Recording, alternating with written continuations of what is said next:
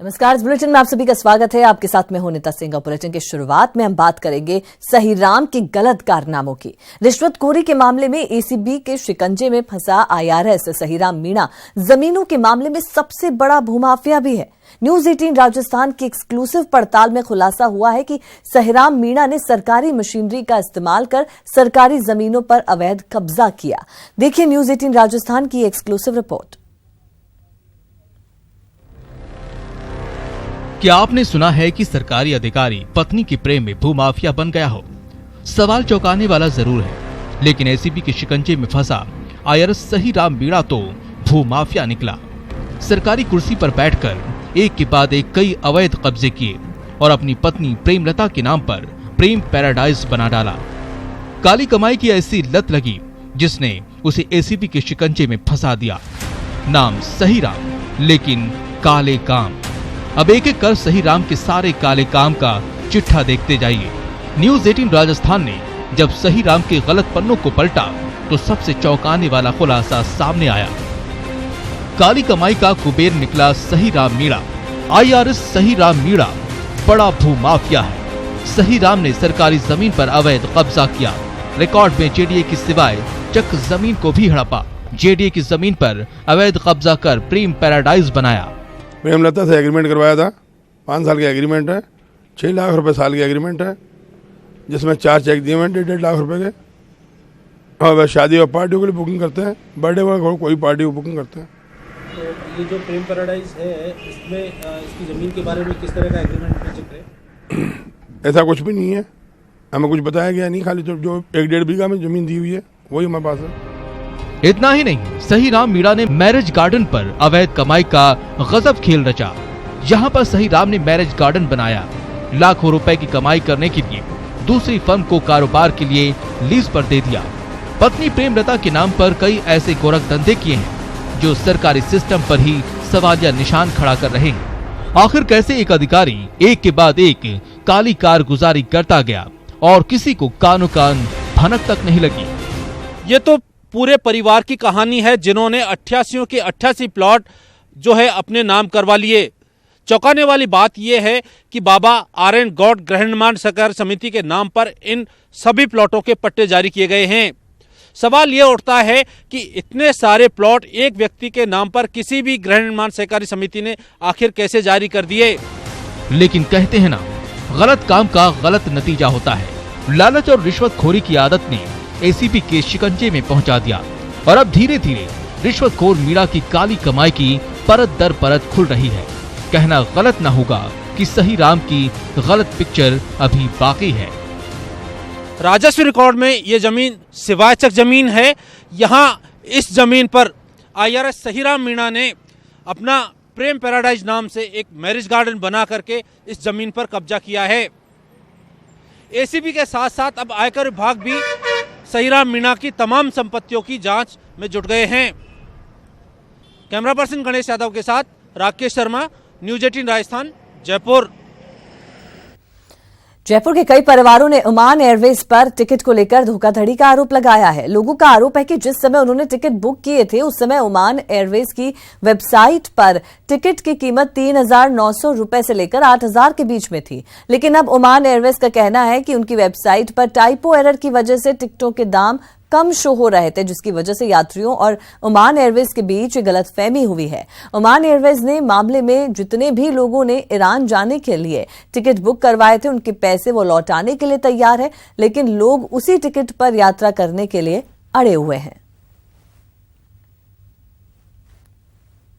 जब ओमान की साइट पे जाके देखा तो फेयर इतना ही चल रहा था जो व्हाट्सएप पे और सोशल मीडिया पे जो चल रहा था। तो हमने ये देख के और टिकट जो है बुक करा ली, अपनी पीएनआर जनरेट कर दिया और उसके बाद जो है ना डेट्स दे दी हमें कि आपकी इतनी तारीख की फ़्लाइट से सब कुछ ओके हो गया। अब उसके बाद आज डिक्लेरेशन आता है कि साहब हमारी जो ये ना गलती से हो गया था, साइड एरर है, इस वजह से जो है ना हम ये आप ट्रेवल नहीं कर सकते हो। और अगर आपको ट्रेवल करना है तो जो अमाउंट बैलेंस जो अमाउंट है वो आपको देना पड़ेगा, उसके बाद आप ट्रेवल कर पाएंगे। तो मेरा ये कहना है कि जब पीएनआर जनरेट हो गया साइट पे, और ऐसा नहीं कि ये एक दिन ये मतलब 1 घंटे चलाओ साइट पे या 10 मिनट चलाओ, ये 2 दिन चला है।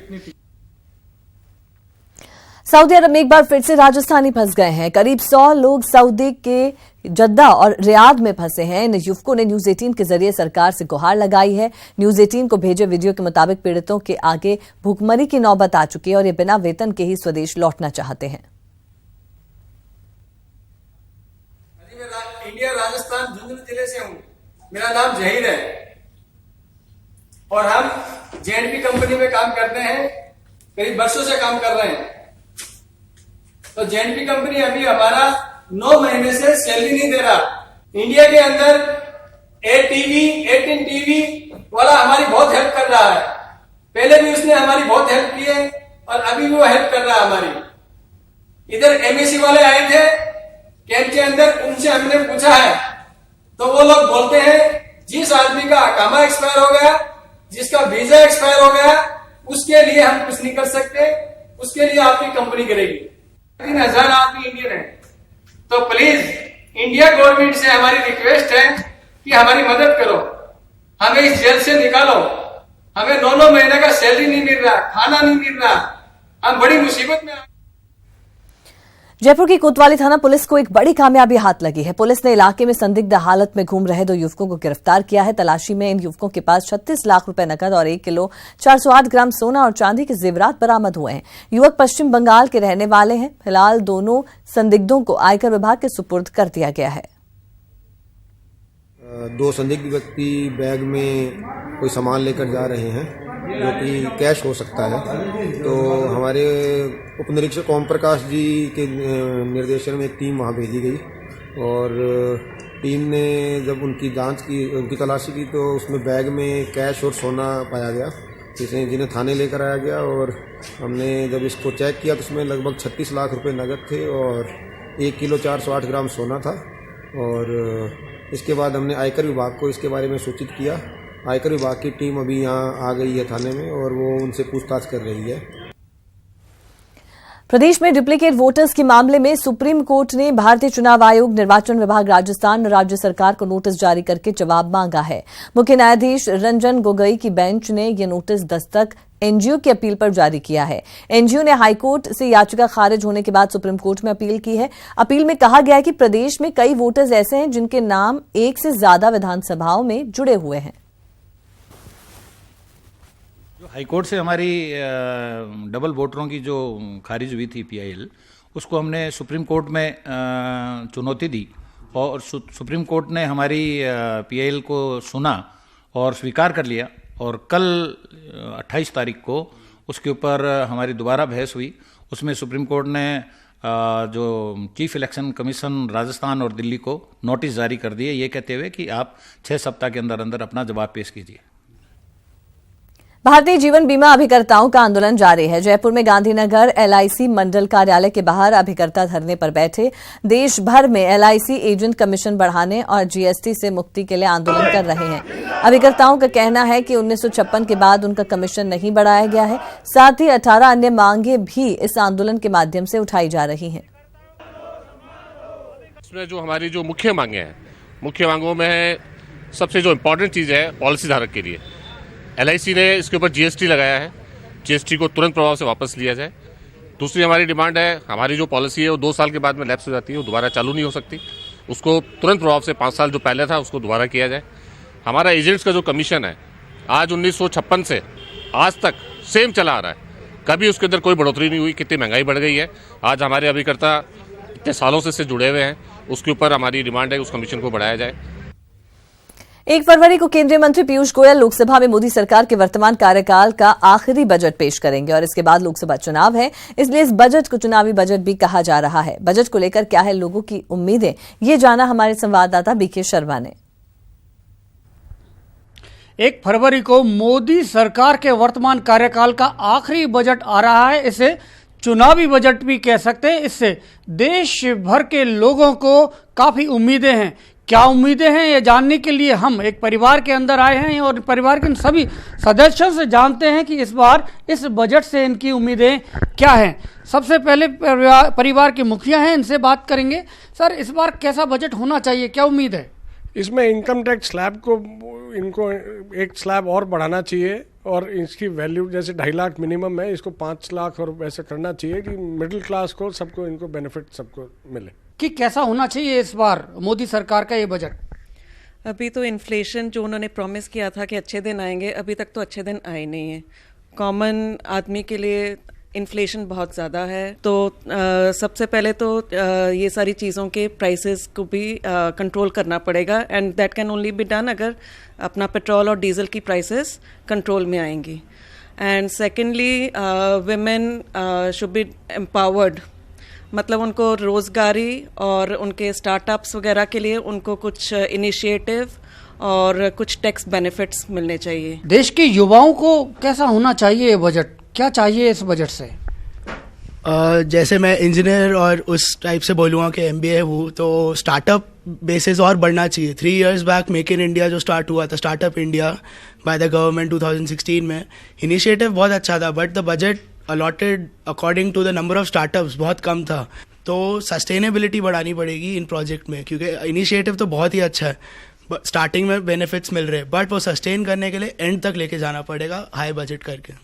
तो किस तरह का बजट होना चाहिए आपके उम्मीदों के अनुसार? मोदी जी ने वादा किया था कि अच्छे दिन आएंगे, लेकिन मुझे नहीं लगता कि कोई अच्छे दिन आए हैं। इनफैक्ट चीज़ें महंगी ही हुई हैं, चाहे आप खाने पीने की ले लो, लेडीज़ के कॉस्मेटिक्स प्रोडक्ट्स ले लो, या रोज़मर्रा की चीज़ों से ऐसा लगता नहीं है। तो मैं चाहती हूँ कि अब जो नया बजट आए तो थोड़ा सा उनको इस बात का ध्यान रखना चाहिए, जो लेडीज़ की चीज़ें हैं या खाने पीने का सामान है उसमें वो कृपया ध्यान रखें। तो ये परिवार के सदस्य हैं, इनकी अलग अलग उम्मीदें हैं, और ये उम्मीदें इस बार बजट में कितनी पूरी होती हैं इसके लिए 1 फरवरी तक का इंतजार करना पड़ेगा। कैमरामैन अमनदीप सिंह के साथ BK Sharma, news 18 Jaipur. PM Modi ने दिल्ली के तालकटोरा स्टेडियम में छात्र छात्राओं के साथ परीक्षा पे चर्चा की। कार्यक्रम को प्रदेश के स्कूलों में भी दिखाया गया, जहां बोर्ड परीक्षाओं में शामिल होने जा रहे छात्रों ने पीएम मोदी को सुना। विद्यार्थियों में पीएम मोदी की पाठशाला का जबरदस्त असर दिखाई दिया। परीक्षाओं को लेकर तनाव, करियर, अभिभावकों की उम्मीदों पर मोदी की राय को बच्चों ने खूब सराहा। जैसे हम स्ट्रेस में थे कि हमें पता नहीं कैसा एग्ज़ाम होएगा कैसा नहीं होएगा, वैसे ही हम अब उस स्ट्रेस को निकाल देंगे। जैसे नरेंद्र मोदी जी ने बताया हमें कि हमें एंजॉय करके एकदम पढ़ाई करनी चाहिए, वैसे अगर हम करेंगे हमारे टाइम में तो ज़्यादा बेटर हो पाएगा। ये नहीं सोचना चाहिए कि बाकी लोग कितना ज़्यादा पढ़ रहे हैं, हमें खुद के ऊपर फोकस करना चाहिए, और हमें ये नहीं लगना चाहिए कि हम उनसे ज़्यादा कम पढ़ाई कर रहे हैं। हमें अपने पे ज़्यादा ध्यान देना चाहिए, और ना ही हमें कोई टेंशन लेनी चाहिए कि हमारे अगर कम मार्क्स आए तो हम आगे जाके असफल रहेंगे, बल्कि हमें ये सोचना चाहिए कि हम जितना पढ़ेंगे उससे के लिए हमारे लिए प्रॉफिट होगा, और हमें इस बात की बिल्कुल टेंशन नहीं लेनी चाहिए। ये सीखने को मिला कि हमें हमारे टाइम का मेनटेन करना चाहिए, पढ़ाई को स्ट्रेस की तरह नहीं फन की तरह लेना चाहिए, और अपनी हर चीज़ को अपने मम्मी पापा से शेयर करना चाहिए। अपनी कोई भी प्रॉब्लम है तो उन्हें बताना चाहिए, पढ़ाई को एंजॉय करके पढ़ना चाहिए, उसको स्ट्रेस नहीं समझना चाहिए। नरेंद्र मोदी जी ने जो आज बच्चों को प्रेरणादायक जो संबोधन किया है, उससे बच्चे जो है कई बार टीचर से, पेरेंट्स से और परीक्षा के खौफ से बहुत ही भयभीत हो जाते हैं, तनाव से ग्रसित हो जाते हैं। तो उस तनाव से उनको मुक्ति मिलेगी और बच्चे उत्साह के साथ जो है अपने बोर्ड की तैयारी कर पाएंगे। गहलोत सरकार को पीएम मोदी की पाठशाला रास नहीं आई। शिक्षा राज्य मंत्री गोविंद सिंह डोटासरा ने कहा कि पीएम मोदी की परीक्षा पे चर्चा में राजनीतिक एजेंडा छुपा था। उन्होंने सवाल उठाए कि कैसे एक शख्स हर विषय का विशेषज्ञ हो सकता है। इसके अलावा उन्होंने कहा कि मोदी सरकार शिक्षा तंत्र को सुधारने में विफल रही है।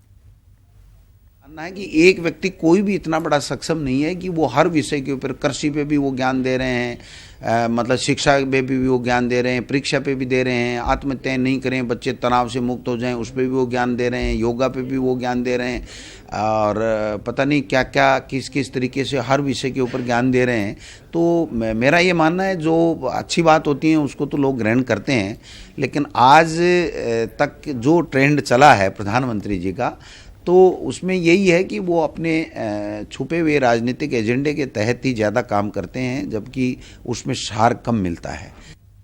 न्यूज़ 18 राजस्थान की टीम जयपुर के हिंदा की मोरी में एक दिव्यांग परिवार से मिली जिनका कद छोटा है। हमने जाना कि किस तरह से दिव्यांगों को सरकारी योजनाओं का लाभ नहीं मिल रहा। पीड़ितों से बात की हमारे संवाददाता भंवर पुष्पेंद्र ने। अभी मैं एक ऐसे परिवार के पास हूं जहां उम्र तो बहुत ज्यादा है लेकिन दिल अभी बच्चा है। बताऊंगा भी, दिखाऊंगा भी। मैं अपने कैमरामैन दिलीप परमार से कहूँगा कि दिलीप दिखाएं, ये शक्ल से भले ही आपको बच्चे लगते होंगे लेकिन इनकी उम्र इस समय 19 से 20 वर्ष के बीच है। आपसे जानेंगे कब से बच्चों के साथ ऐसा है और क्या है इनके साथ, क्या परेशानी? बचपन से ही परेशानी है सर, ये तो क्या है? सब जगह ये चला नहीं जाता है और ऐसे मजबूर पड़े रहते हैं और ये आपके कोई दे दे खा लेते हैं, नहीं तो बैठे रहते हैं। अब इन लोगों को सब जगह दिखा भी लिया हमने, ये भी नहीं कि सब जगह सब हॉस्पिटलों में दिखाया, पर कहते हैं कि माँ के पेट से जब ये बच्चे पैदा हुए ना तो अब इनों का इलाज नहीं हो सकता है। नहीं हो सकता। हाँ। अच्छा, सरकार से कोई मदद मिलती है? सरकार से पेंशन मिलती थी पहले, अब ये 5-6 महीने हो गए अभी नहीं मिलती है। नहीं मिलती। नाम बताओ। मेरा हाँ, नहीं। अच्छा, क्या परेशानी रहती है आपको? चलने फिरने में परेशानी होती है? हाँ। क्या परेशानी होती है? चलने में परेशानी होती है। परेशानी होती है। अच्छा, पढ़ाई करना चाहते हो? नहीं है। इनसे हम बात करेंगे। आपका नाम क्या है? फहीम। अच्छा फहीम, क्या क्या परेशानियाँ होती हैं आपको? चलने में दिक्कत होती है। हाँ। और सब काम में परेशानी है। और क्या परेशानी होती है? काम में परेशानी है। सरकार से कोई मदद मिली? क्या मिली थी? पेंशन मिली थी? हाँ। अभी आई नहीं कुछ महीनों से पेंशन? महीनों से नहीं आ रही पेंशन। क्या परेशानियां बच्चों को आती हैं? अब यही परेशानी है बच्चों की, चलना फिरना की परेशानी है बेचारों की, और खाना पीना की भी माँ बाप देते तो है, मगर अब ये 2-2 लाचार है तो वो भी परेशान तो है ही। अच्छा, सरकार से कोई मदद मिलती है? सरकार की पेंसिल आती है या 5-6 महीनों से वो पेंसिल भी नहीं आ रही। कितनी आती थी? कैमरामैन दिलीप परमार के साथ भंवर पुष्पेंद्र, न्यूज़ 18 जयपुर। राजधानी जयपुर में पहली बार नेशनल ट्रैक साइकिलिंग चैंपियनशिप आयोजित होने जा रही है। कल से शुरू होने वाली इस राष्ट्रीय प्रतियोगिता में 25 राज्यों के 600 खिलाड़ी भाग ले रहे हैं। एसएमएस स्टेडियम के वेलोड्रम पर होने वाली इस प्रतियोगिता का आयोजन राजस्थान साइकिलिंग वेलोड्रम की मेजबानी में किया जा रहा है। समारोह से पहले खिलाड़ियों ने साइकिल चलाओ, शहर को प्रदूषण मुक्त बनाओ थीम पर साइकिल रैली निकाली। रैली की अगुवाई मंत्री प्रताप सिंह खाचरियावास ने की।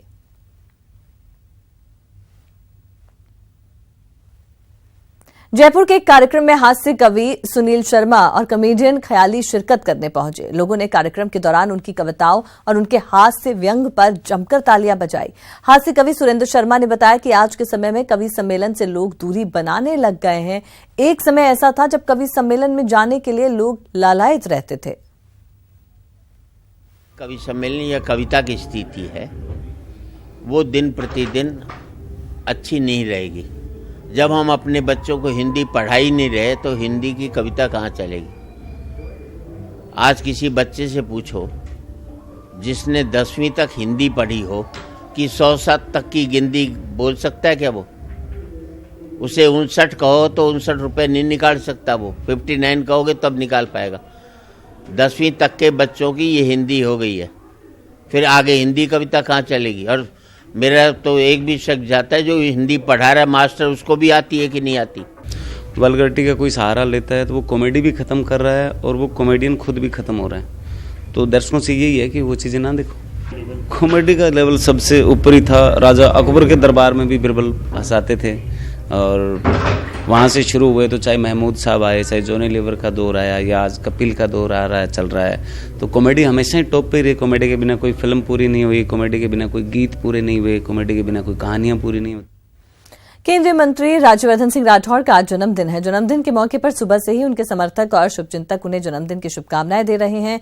केंद्रीय मंत्री ने जन्मदिन पर सभी की ओर से दी गई शुभकामनाओं पर आभार जताया।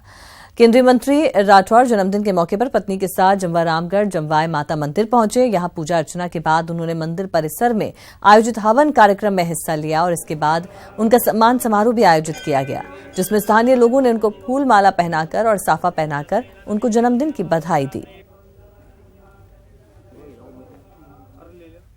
और इस बुलेटिन में फिलहाल के लिए इतना ही। दीजिए इजाजत और आप देखते रहिए न्यूज़ 18 राजस्थान।